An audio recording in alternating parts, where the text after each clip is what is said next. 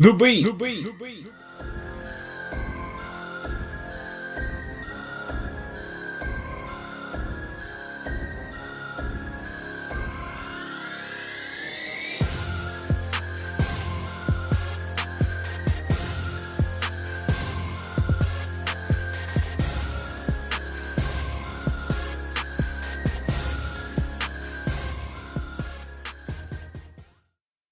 Welcome to the Beat podcast, where we continue our coverage of the playoffs.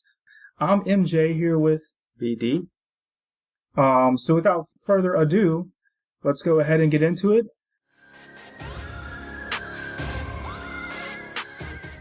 Well, I think that's all the teams from the first round. We'll just basically briefly talk about who we think is going to win since the games haven't happened. We'll give our predictions. And we'll start with the East again, since we've kind of been doing that, so I guess we'll stick to the same format. So Atlanta, Washington. If there's going to be an upset in the second round, I would be able to see Washington beating Atlanta. I think it's going to be a long series. Both of those teams are good. I mean, both teams will have better quality opponents to play against. So I think maybe Washington in 6, possibly 7 games. And not that Atlanta can't win it, I just think that Paul Pierce has a lot of experience, and he'll be able to help Washington go really deep in the playoffs, and I think they'll do it. I think 6, 7 games Washington for me. I'm gonna be devil's advocate. I'm gonna go Atlanta, six games maybe. I think Washington has an edge just because of Paul Pierce. I feel like a lot of the younger guys, especially John Wall, really get a lot out of Paul Pierce.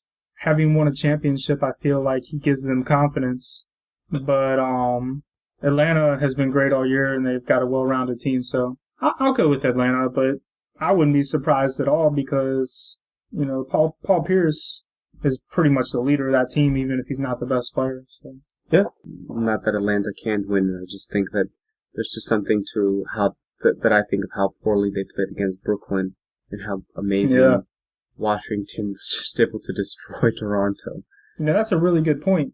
Washington played a better team and did better. Atlanta played a worse team and did okay. But that happens. I mean, I remember in 2008 when Boston won their championship against the Lakers. Yeah. The Lakers cruised on by almost. I mean, they even beat the Spurs to end their chance of repeating that year. They beat them, I think, 4-1. And Boston struggled in every series. They went like 7 games, 6 or 7 games in every, and then they ended up winning the championship and beat the Lakers. So that doesn't always mean much. But just, there's more to it than just looking at the outcome of the series for why we picked the way we did. But, sometimes teams just struggle, because I remember thinking that year, like, wow, Boston's such a good team. Why are they having a hard time winning? Especially in the first, second round, they went to 7 games both times, but they still won the championship. So sometimes, really, it could mean anything. It could mean they're struggling. Yeah. But sometimes it means that. Well, sometimes what happens is the teams really grow from those experiences, and it makes them better. So sure. Yeah, I'm down with that. Mm-hmm. Well, I think the most exciting Eastern Conference matchup that everyone's been waiting for all year is about to happen. Unfortunately, it's not going to be exactly what everyone wanted, since Kevin Love isn't going to be part of it. So Cleveland, Chicago. I'm picking Chicago in 6 or 7, most likely 7 games, because Cleveland doesn't have Kevin Love, and J.R. Smith isn't going to be there for 2 games. I think if they had Kevin Love, I would have picked Cleveland, just because they would need him, because Chicago is deep. They have obviously, they don't have LeBron James, so he gives them an advantage over anyone as an individual. But Chicago has more depth, overall better team and better coach. And then Pau Gasol, I think, isn't going to really be challenged, because years ago when he played against Perkins in the finals in 2010, he did a really good job against him. Perkins struggled to guard him, I think, or at least Pau was able to be very effective at the least against him. So without Kevin Love there, and that would have been maybe my favorite matchup, to see those 2 guys play against each other in the playoffs. That would have been pretty cool, because both of them they're not really power guys. Yeah. They're more, finesse and skill and smarts. So it would have been very fun to watch. Unfortunately, we don't get to see that. But I think mainly because, Pau Gasol will be able to, and Noah are going to be more effective getting rebounds, defense, and getting some of those easy layups and dunks that Cleveland will maybe have a hard time with now that they don't have Kevin Love. And maybe like when it's a long game, both teams are playing well, down the stretch, that might affect Cleveland quite a bit because they won't have Kevin Love. And that's, I think, the edge. Even though I'm sure LeBron will have like some, 40 or 50 point games to where he can overcome that. But I think that's maybe what he'll need to do for them to be able to beat Chicago. The way I look at this series, for me, I feel like the winner is the team going to the championship game. I picked Cleveland in 6. I think BD makes a lot of great points, and it definitely hurts them to not have Kevin Love.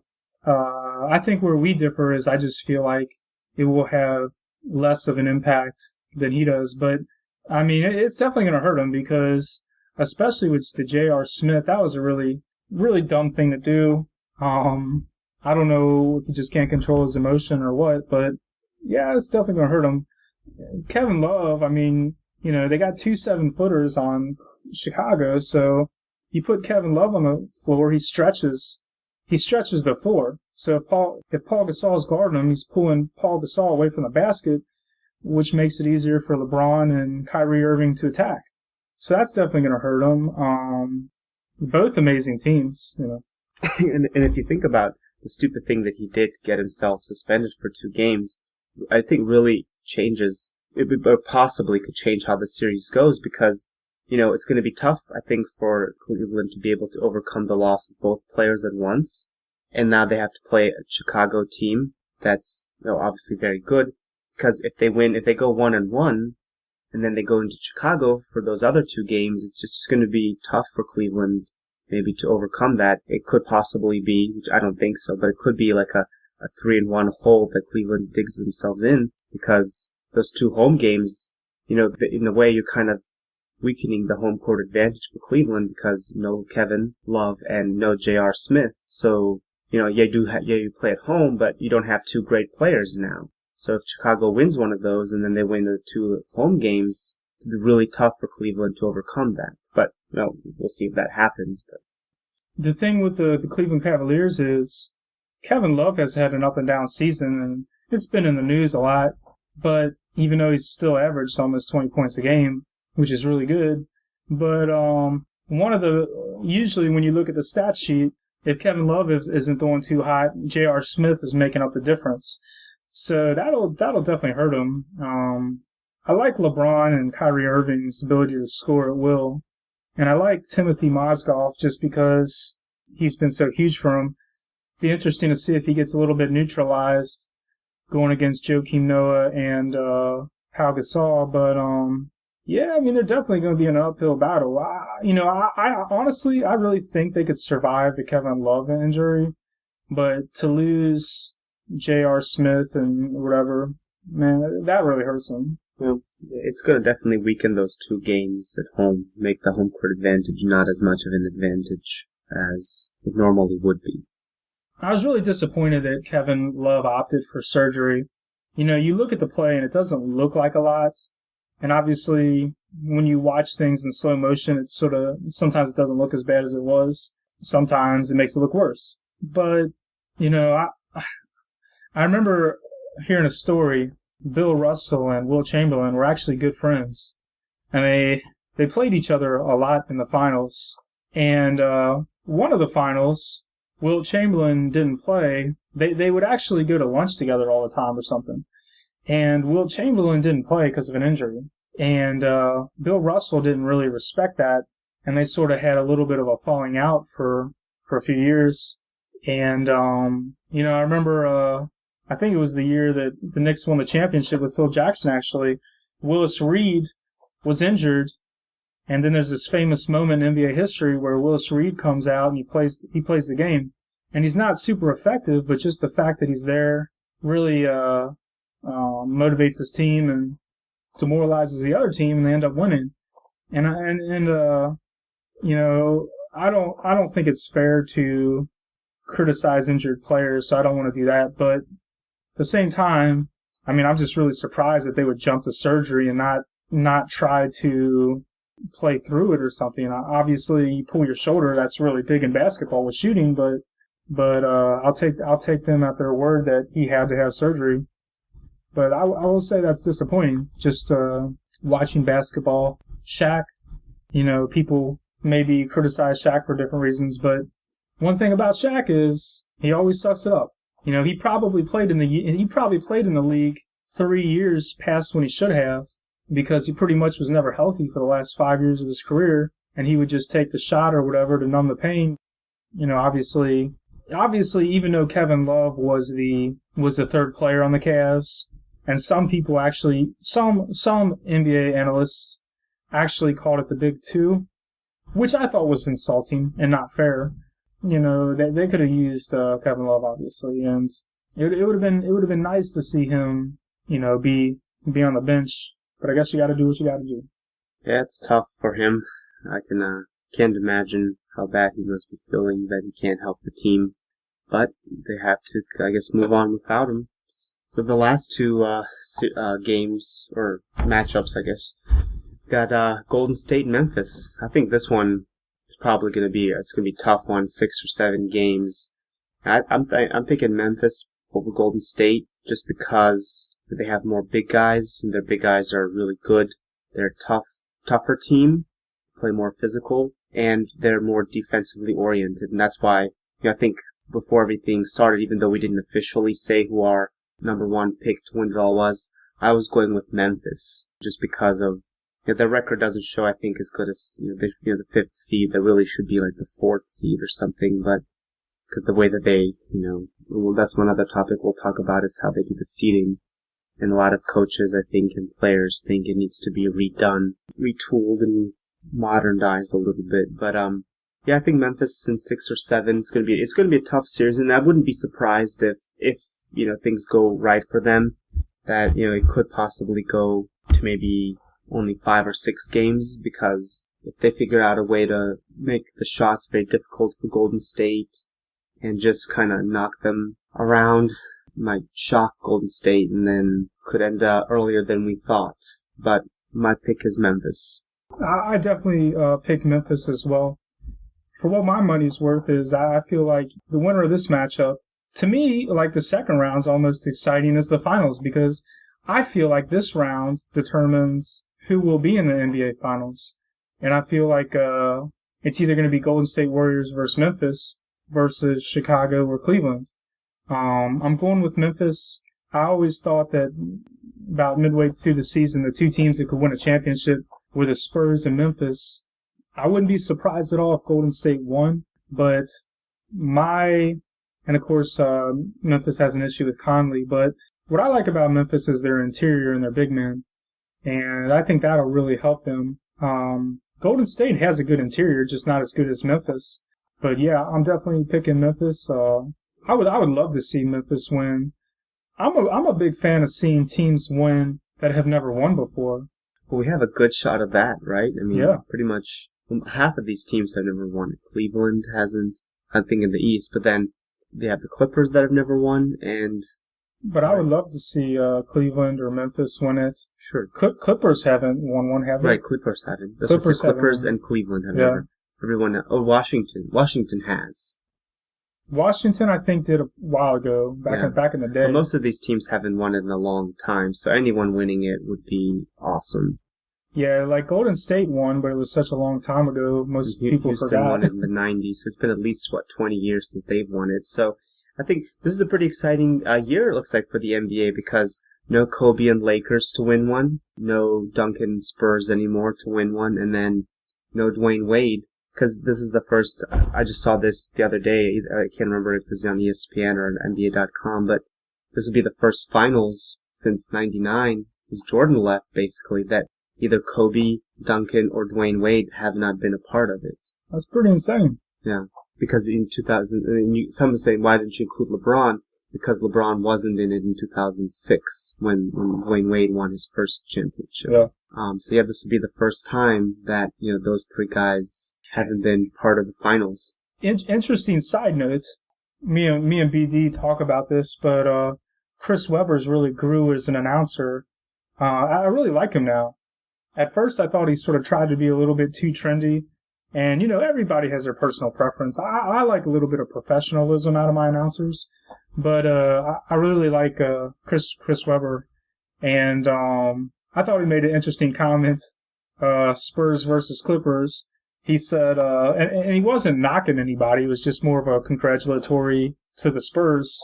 But he was just like, they didn't rent a suit. He said this. He said, they didn't rent a superstar for a year, blah, blah, blah. Basically saying, they just stayed with the formula, had players loyal to the team. So, yeah, I thought that was cool. Sure, and then I think this was probably going to be one of the most difficult matchups to pick a winner for, the Clippers versus Houston. Because I think, again, 6 or 7 games, and I have no idea who I think is the favorite out of this matchup. Both are really good teams. I think this is going to be a really fun match. I'm going to love watching Dwight Howard go against Blake Griffin. Yeah. That's going to be a lot of fun to watch. I think maybe if Chris Paul is healthy, we'll see how severe his injury is. Maybe we can pick the Clippers just because they were able to beat a superior team, again with the Spurs, versus Houston beating Dallas, which is another great franchise and a great team, but the Clippers were able to overcome that. I got to give them an edge over Houston. But Houston did win in such a dominant fashion, so I don't know. Let's say if Chris Paul's healthy, maybe the Clippers in 7 games. There's going to be a lot of fun to watch Dwight Howard and Blake Griffin going against each other. That's going to be, I think they play each other, they play the same position, but, when Griffin wants to go for a layup or a dunk and you have a big Dwight Howard maybe blocking, or that's going to be fun to watch. Especially if you go to like the 6-7 game, that then is going to be really exciting. But if Chris Paul is, hurt and can't play for an entire, series injured, then I think Houston will win easier than we think, maybe within 5 or 6 games. But either way, it's going to be an interesting, fun one. I feel like Dwight Howard has really matured this year, which is obviously good for Houston. So is James Harden, because I like both of their lighthearted personalities, but when it comes to playoff time, you got to get a little bit serious, and it's time to take care of business. And I really feel like Dwight Howard, well, they both have matured, but seeing how James Harden has played, I wasn't really as much surprised for him. But Dwight Howard has really matured. He's become a lot more serious. And I really feel like both the Clippers and the Rockets are really similar in that regard. I don't think either one can win the championship. I actually text BD, and I'm like, because I was in my depressed state of the Spurs losing, but I'm like, I said something like, the Clippers just won. I was celebrating, drinking champagne. Man, and I said the Clippers just won themselves a second round loss, but I don't know. Could be. But you know what? I actually do think the Clippers will win, because the Spurs are the defending champion, and they're good every single year. The Clippers really had to do everything right to beat the Spurs. They had to be mature, obviously, but they had a lot of times what happens with inexperienced teams is they sort of have a mental breakdown and maybe make 1-2 mistakes or sort of give up a little bit. And Clippers stuck with it, never ever gave up. I think they're gonna. I wouldn't be surprised if Houston won, but I definitely would say that I would give Clippers the mental edge. Another side note, I thought this was funny. We're talking about how great Popovich and Doc Rivers are. Well, Doc Rivers is a guy who, first play, he's losing his voice.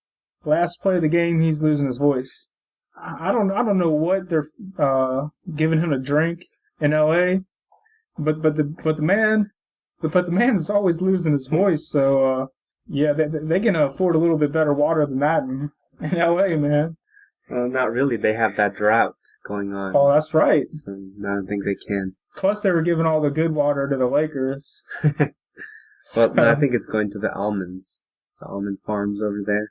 All right. Well, I think that's it for our predictions.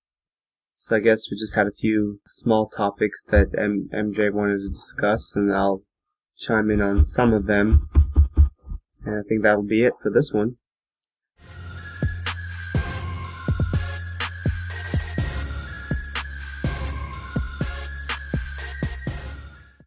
All right, so it's another hot topic corner for us. A lot of interesting stuff. Some of it we've already mentioned during our playoff coverage, but I'll start with this one. Pat Riley actually made a unofficial jab at LeBron James. Didn't use him by name, but everybody knows who he's talking about. Pat Riley said that there will be no more smiling faces with hidden agendas in the Heat organization. I like Pat Riley. I think I would be depressed too if I was in Miami right now. So, but, LeBron did everything. LeBron didn't know that organization anything. He wasn't from Miami.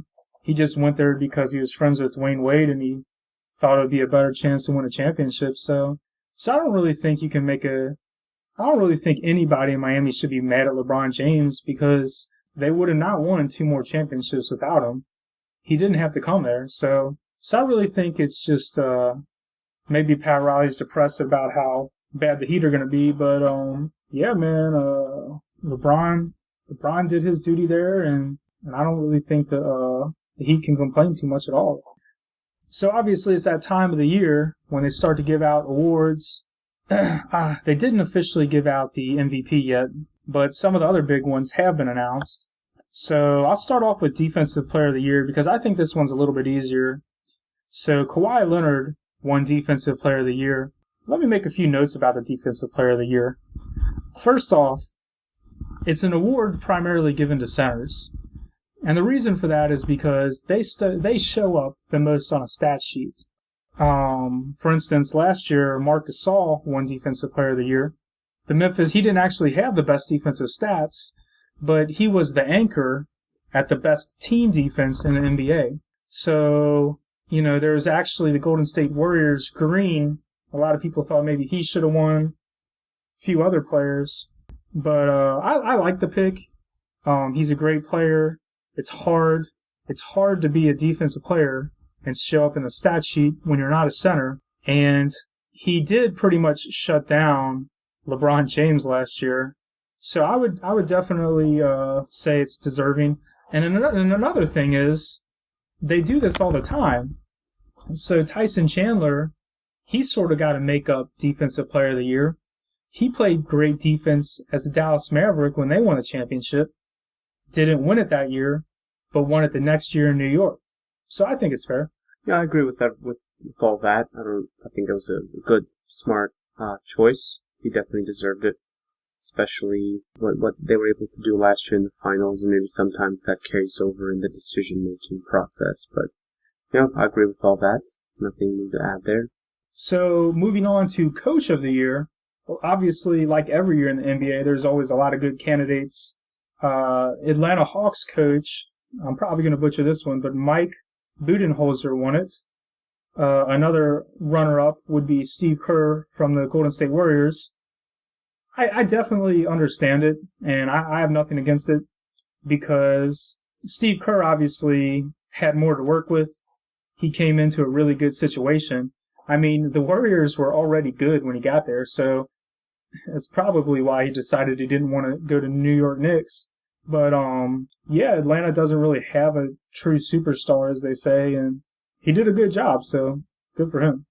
Yeah, no, I mean, not a bad decision. I still probably would have liked a little bit more if it was Steve Kerr, just because being able to win that many games in a very competitive Western Conference. Yeah. But yeah, no, I think that Atlanta has improved a lot from over last year, so it was a good decision.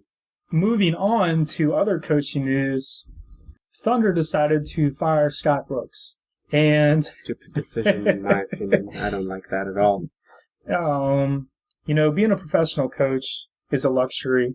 I don't know what the average lifespan of a coach in professional sports is, but it's really short. It's probably like 2 years or a year. Scott Brooks had a good run. I'm not surprised that they fired him. Was it fair?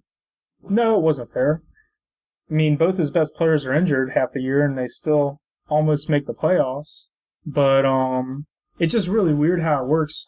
George Karl did an amazing job with the Denver Nuggets for years. He finally wins Coach of the Year, and then they fire him back. Yeah, and now look at them. Now they suck. They haven't been relevant in a while. I don't understand the thinking of Thunder organization, Oklahoma City. I think they made a big mistake. I mean, consistently year after year, they're one of the best teams, and the only reason they didn't, make it this year is because Kevin Durant and Russell Westbrook, who were injured Kevin Durant for most of the season, and Russell Westbrook for almost, a huge chunk, and still they had the same record as the number 8 seed, and there's nothing he can do about, injuries, obviously. So I don't understand. I mean, they've been to the finals, they've been a competitive team for a long time. I don't understand why he was fired. In my opinion, I think that was a really stupid decision. But you look at also what happened in Utah with Jerry Sloan after he was let go. Yeah. The team went from being competitive. Sure, they got, beat every year by the Lakers. They went to the playoffs, but at least they went. And obviously, they'd lost some players since then too. It wasn't just the coach. But all those, teams like George Karl and Denver, since he's been gone, they really haven't been relevant at all. And there's more to it than just the coach, but... Yeah, I mean, Alvin Gentry, if you remember him, he's a good coach, a good young player coach for Phoenix. He got fired, and they were in the playoffs. And then Memphis has a good coach, but the one they fired, I think it was Lionel Hollins, he coaches the Brooklyn Nets. Yeah. So, with a horrible team, but, it's just... first off, the Thunder's real problem was their interior scoring, which they tried to address by getting some trades from Utah. But what bothers me most about the Thunder is the new coach they hired. Because for whatever reason, these owners, in my eyes, they always go for the romantic pick, as I like to say. They always go for the guy who seems exciting. But really, you shouldn't go for the exciting hire. You should go for the best hire. And I sort of feel like that's what Cleveland did too. It's like, okay, let's get this Euro coach champion. And it's a big difference between Europe and the NBA. But they hired Billy Donovan, an amazing college coach. He won back-to-back championships with University of Florida. But I'm not for it because I actually don't like when they hire college coaches because he's got to have a learning curve to learn the NBA game. And college is a lot more about the system and less about the players than the NBA. So either, you've got two players in their prime and, he might become a great coach in the NBA. But if he's not a great coach, then basically you're taking two players in their prime and you're potentially wasting a year of their career. So, I mean, if I was going to get a coach, I would, especially with a team with veteran players, I would definitely go for an NBA vet, like a Mark Jackson, somebody who I know knows the NBA game. At the same time, you got to give people a chance, and some coaches do rise to the occasion and become great, so maybe he'll be the exception. But, I mean, for me, it's like, not only did they fire a good coach, but, sort of hesitant with the one they replaced him with. Yeah. I guess the last hot topic is they're actually talking about this, the first round of the playoffs versus the Mavs and Rockets. It actually got brought up in the news again. They asked Dirk Nowitzki if he would be willing to come off the bench as a sixth man. For me personally, I actually disagree with this because you don't become one of the top 10 players in NBA scoring history, and then come off the bench in my eyes. I feel like he's way too good to come off the bench. And I feel like when you have a good player like that, they get older, you surround them with players that compensate for their weaknesses. So, I don't know. I just feel like it's not about ego for me. It's just the fact that it's not like he was a all-star who became a role player, and now they're asking him to come off the bench. He's one of the top 10 scorers of all time. So, I just feel like Dirk Nowitzki should never come off the bench in his career. Yeah, I don't know who brought that up. I don't agree with it either. Guys like Dirk and Duncan shouldn't be coming off the bench. I mean, the only player I can think of is Allen Iverson. And in his situation, I understood because... Practice. You're talking about practice. Well, with Allen Iverson, he had been out of the league. Yeah. And it was a different situation. He had been out of the league, and obviously, going back, if you remember, Allen Iverson had a chance with the Memphis Grizzlies, but he didn't want to come off the bench. For me, I felt like for him, he could have, all he had to do was earn his starting spot back. But the Dirk Nowitzki situation is different because he's still playing well with the franchise, and I don't know. I just think it would. Yeah, I mean, they won over 50 games this year, and they just played against a better team. Houston was just, I think, I didn't before the series started think they were, but after you watched them play, yeah, they were, and that's all that happened. I think kind of the same thing with the Spurs. They're just, a little older. I mean, and a little weary from 2 straight finals appearances. And they just kind of met a team that was just as good and maybe a little bit better this year. So I think that's all that happened. I mean, I don't think there's anything wrong with the Mavs and how Dirk is playing. He definitely wasn't the problem or the reason they lost. Yeah, I think they just they jump to conclusions or jump to a news story. But yeah, I mean, he's like, I mean, that would just be so stupid. You have one of the best players on your team, and now you're not going to start him. I don't get that philosophy. Right. Kind of like last year, like LeBron. He definitely wasn't the reason that they didn't win the championship. Yeah. He could have done a little bit more, I think, in some areas, but it definitely wasn't his fault that they didn't beat the Spurs. Definitely. All right, so that is it for the Hot Topics corner of the conversation. We'll be back again to cover what happened in the semifinals. Second round. In the semifinals, yeah. Is it? Yeah, I guess. In the second round of the playoffs, and see if there's any upsets as usual. And hopefully I won't be too depressed if Cavaliers lose to the Chicago Bulls. So anyway, thanks for tuning in. I'm MJ. BD. And we'll catch you next time with more insights. Go Cavs, baby.